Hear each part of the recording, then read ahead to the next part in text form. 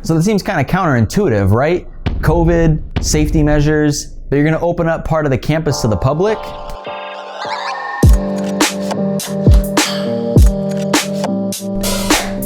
Welcome to a week in the life of an architect, otherwise known as the Weekly Wrap-Up. I'm Tyler, and I'm not an architect.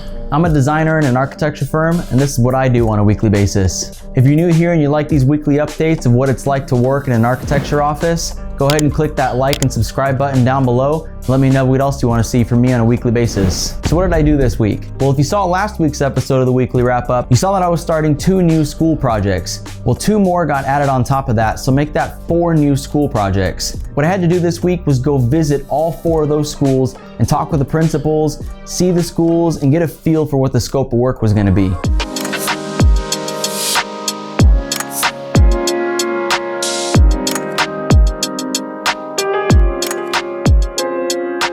So my week was pretty much consumed with these school projects. I had to go and visit all 4 of them, 3 middle schools and 1 elementary school. So what exactly are we doing to these schools? So the scope of work is actually pretty similar for all 4 of these projects. They want anybody who comes onto the campus to have to go straight to the administration building. So before, they could go through the front gates and they could walk through campus a little bit before actually getting to the administration building. By doing this, we're actually opening up some of the front of the campus to the public. That seems kind of counterintuitive, right?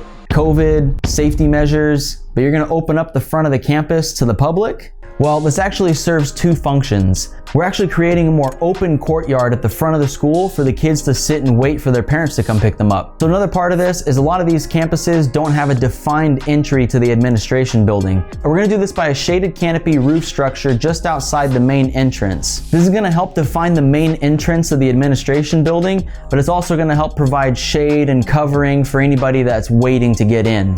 So part of my task regarding these projects was to write meeting minutes. So what they are is just notes of what was said and discussed during those meetings. That way 5 weeks down the road when the client asks, hey, where are those gold toilets I asked for? And you can look at your notes from the last meeting and you could say, hey, you only asked for silver toilets and it's so stupid. And the client will look at the meeting minutes and go, oh yeah, you're right. I guess we didn't talk about gold toilets. We did only talk about silver toilets. So when I came back to the office from these site visits, I had to jump in the computer and I had to start drawing the schematic design for these projects.